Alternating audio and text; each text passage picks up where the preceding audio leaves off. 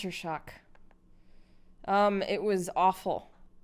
It was really shocking because we were so sheltered, and American schools are so westernized, and there was drug use and just lots of graphic things that I was really not prepared for.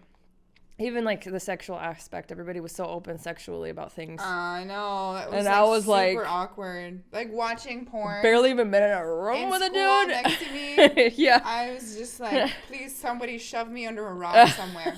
I can't deal with this. Yeah, it was traumatizing. It's horrible. And a lot of the people, like if you ever taught, sadly, like over as a high school student specifically, I learned to not share about where I came from because of the level of ignorance that I faced. It was actually really shocking. Like I'd tell people, oh, I'm from Saudi, because they'd ask me, where did you come from? And I'm like, oh, I came from Saudi Arabia. And one of the girls asked me if I rode to school on a camel. She asked if we had fast food, like all the chains. She asked if I lived in a dirt house. Did you say yes?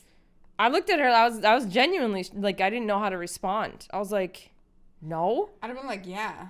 Everybody has camels in the drive-thru. What are you talking about? We have like little horns that we jingle too. Just feed it to her. I don't know. No, I was like, I had a car.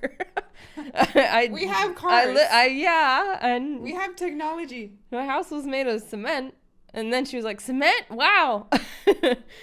So yeah, it was crazy just facing how little people knew about the world. It was just different. So because you felt like that, I mean, I experienced that too, where, people don't really know where you even came from. So if you're going into something completely new and people don't know who you are, who you identify as, I mean, honestly, people don't care, but just not knowing where you even come from makes it super hard for you to find your place in general.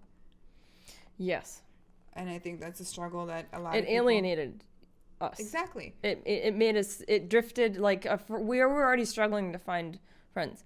But I feel like that even, like, widened the gap. But I feel like a lot of people experience that in different ways, because coming from different backgrounds, different family, different families, different interests or whatever, sexual orientation, they just feel like, oh, well, they don't understand where I'm coming from, so it's going to be hard for me to, like, find my spot because they don't understand me, and I feel like that's just...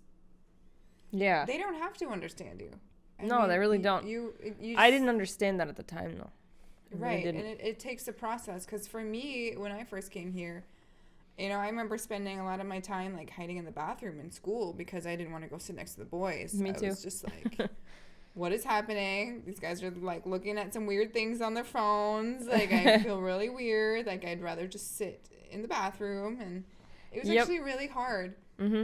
And one of the teachers saw how much I was struggling with adjusting and just kind of making friends or talking to anybody. I didn't want to talk to anybody. It was like almost like I was in school all over again, because back home I had that too, because I didn't speak. But then we adjusted and we figured it out, and then we moved.